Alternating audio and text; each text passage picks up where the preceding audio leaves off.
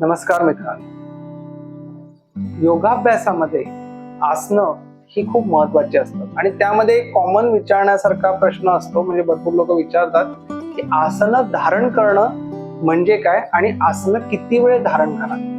तर त्याचं उत्तर पतंजलींनी त्यांच्या श्लोकामध्ये खूप छान पद्धतीने दिलेलं आहे. ज्यावेळेस त्यांनी आसनांची एक डेफिनेशन दिलेली आहे, त्यात त्यांनी म्हटलेलं आहे की स्थिर सुखम आसनम प्रयत्न शैथिल्य अनंत समापत्तीभ्या.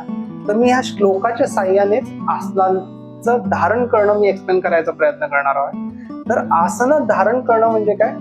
स्थिर सुखम आसनं म्हणजे ते स्थिर असावं, म्हणजे आसनाची अंतिम स्थिती ही स्थिर असावी. सुखम म्हणजे कम्फर्टेबल असावी, कुठेही जोर जबरदस्ती नको. म्हणजे काही वेळेस मी खूप योगा क्लासमध्ये बघितलंय, म्हणजे इव्हन युट्यूबवर वगैरे पण बघितलंय, काही न्यूज मध्ये पण बघितलं की खूप लोक असे जोर जबरदस्तीने खेचाखेची करत असतात, पण ते ऍक्च्युअल चुकीचं आहे. ऍक्च्युअल आसनं ही स्थिर सुखम आणि कम्फर्टेबली धारण करता आली पाहिजे. हा, तुम्ही त्यात दिवसेंदिवस जर कन्सिस्टन्सी ठेवली तर त्याला तुम्हाला प्रोग्रेस दिसतो. फॉर एक्झाम्पल त्रिकोणासन मध्ये जर तुमचं शरीर सध्या एवढं वाकत असेल तर त्याची तुम्ही सातत्याने प्रॅक्टिस केली तर ते छानपैकी खाली वाकू शकता आणि तुमचा हात हा तुमच्या पायापर्यंत जाऊ शकतो. पण पहिल्या दिवशीच जर तुम्ही प्रयत्न केला तर तुम्हाला मे बी इंजरी व्हायची शक्यता असते. म्हणून ते तुम्ही आसन धारण केलंय ते स्थिर असावं, कम्फर्टेबल असावं.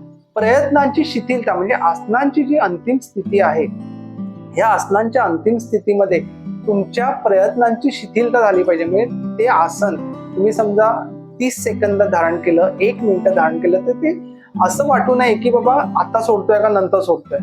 त्या स्थितीमध्ये तुमच्या प्रयत्नांची शिथिलता जाऊन एक तुम्हाला मेडिटेटिव्ह स्टेज आली पाहिजे. त्यालाच म्हटलं आहे अनंत समापत्ती ज्ञान. म्हणजे त्या स्थितीमध्ये तुम्ही तुमच्या मनाला श्वासावर स्थिर करू शकता, किंवा म्हणजे अनंत म्हणजे काय, अथांग समुद्र किंवा निळभोर आकाश हे तुम्ही तुमच्या डोळ्यासमोर आणून त्याच्यावर आपलं चित्त स्थिर करू शकता. म्हणजेच स्थिर सुखम आसनम प्रयत्न शैथिल्यम अनंत समापत्तीभ्याम अशी ही आसनाची सोपी व्याख्या पतंजली मुनींनी आपल्या पतंजली योग सूत्रामध्ये दिलेली आहे. आता हे आसन किती वेळ धारण करावं, तर त्यामध्ये भरपूर पॅरामीटर्स आहेत. आता पूर्वीचे जे योगी होते ते आसनं जवळजवळ एक आसन, जर मला फॉर एक्झाम्पल मी एक पद्मासन घातलं आणि ह्या पद्मासनाला मला सिद्ध करायचं आहे तर ते 3 तास त्या स्थितीमध्ये बसून राहणं पाहिजे. ते पण ह्या डेफिनेशन प्रमाणे जे मी आता तुम्हाला सांगितले. तर त्या स्थितीमध्ये तुम्ही 3 तास जर ते आसन धारण केलं तर तुम्ही ती आसन सिद्ध झालं असं म्हणायचंय.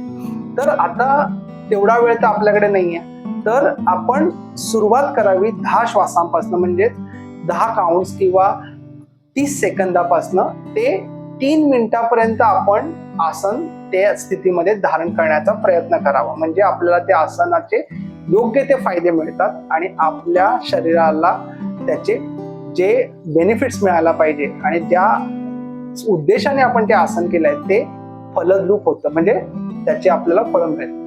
तर असेच योगा रिलेटेड व्हिडिओ पाहण्यासाठी तुम्ही अनुभूती योगाला फॉलो करा. धन्यवाद.